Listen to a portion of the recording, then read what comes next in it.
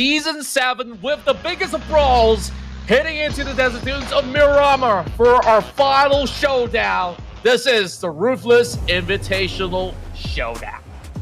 So they dock in early, they pick up those vehicles so that they can be well on course.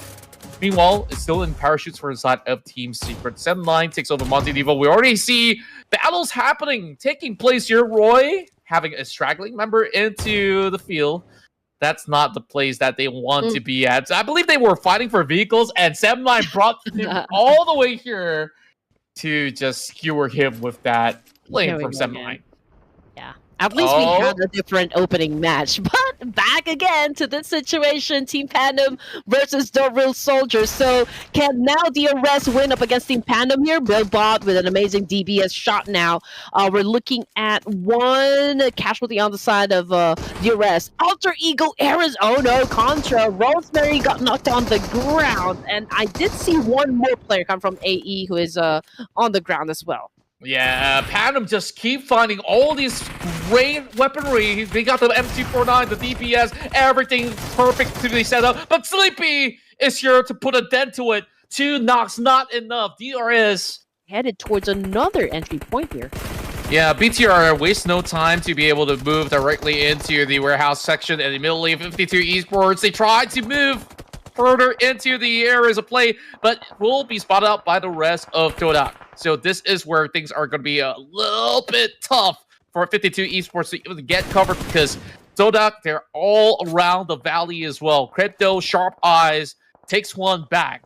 52 Esports will be able to revive Leon, and now will be rewarded with a little bit more of that upper hand, just by the edge of this area of play. And oh my word, from the low ground, he spots Crypto, gets a beautiful headshot, and now things are looking to be a little bit more even. They could basically shut down T2K from this angle, but hey, we've seen Clay on how he shut down Crypto. Even Crypto had that high ground advantage. I think he overpicked, and that resulted to chaos.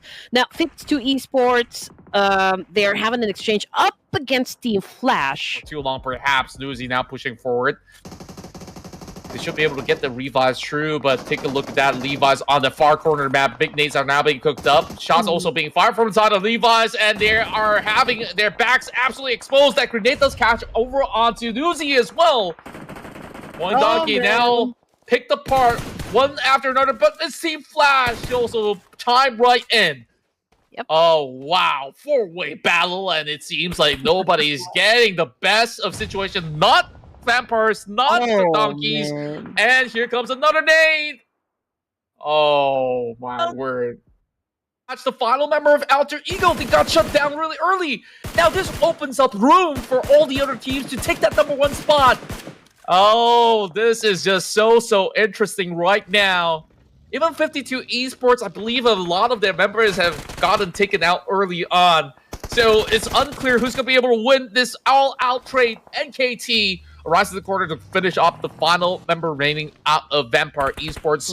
Thank you so much to the Thai teams out there. It has been incredible. It's a 2v1, obviously, so the Savior has an advantage because Vexy is the only player remaining, and they could exit the game empty-handed as well. Probably so. Vexy, what could he offer us this time around? He's got plenty of MVP points, but this time, can he do it all alone? 1 buggy, 2 buggy, true. And he just got absolutely trampled from D-Savior. Yes, sir. And D-Savior getting picked up 1 by 1 by Team Flash will always not be a good news here. But you know what? Team Flash doing an amazing job so far, trying to maintain their overall position. Joker, however, going up against the Tar of Bigotor Red Aliens, falls down on the ground. Triple F bites the dust as well. Satar is doing an amazing job gathering all those points they need. But you know what? We can see an exchange of names happening between Team Flash and D-Savior here. Quan coming short. 2 of players coming from D-Savior will definitely head on to another angle here, while Levi's trying to keep them at bay, trying to get their attention to focus only to him, while D-Savior finds another angle to work with. But they actually went up against Team PANDUM now. Yeah, Team Pandum has been in the center of the field for the longest of time and finally getting spotted out. This is going to be a little bit troublesome for the squad that has done phenomenally well for the past couple of games. Team Secret now in the midst of the smoke. T2K being very opportunistic to try to shred him through. The Team Secret still remains to be holding on to a very defensive stance. Should be able to eventually go in for a revive if done right. Rolls out the open. Oh, he has to squeeze right back into the walls. The next one to fall. Top 9 finish with 5 elimination points. That has been able to secure that win early on. Here comes the exchange of nades. Bose versus Nate, and Bose got it better. What a connection that he has done right there. 1 HP left though, but that is the end of the line for Team Flash with 6 points. What they would just need to do is wait for these fights to wrap up over the bottom side and maybe prey on some of all these free pickings as well. SEM9 turn the other way around towards the hands of another formidable squad. So that is going to be Team Secret that will crush them completely. While Pandum slowly picking BTR apart. There's just nowhere that is going to be safe. Team Pandum just farms all these numbers from the top to slow on that pickup truck. Thankfully, he does survive to make the cut, only for the slightest bit. Now, out there in the open, Turulov tries to find a little bit of exchange. Kansa trying to reach his teammate. Turulov is the only member left for the side of T2K. Well, if they do make it into the top 4, top 5, that's good enough for some rank points to add to the tally. Chicken dinner here are almost near impossible. Very impossible, if you ask me. On them, maybe we shall see.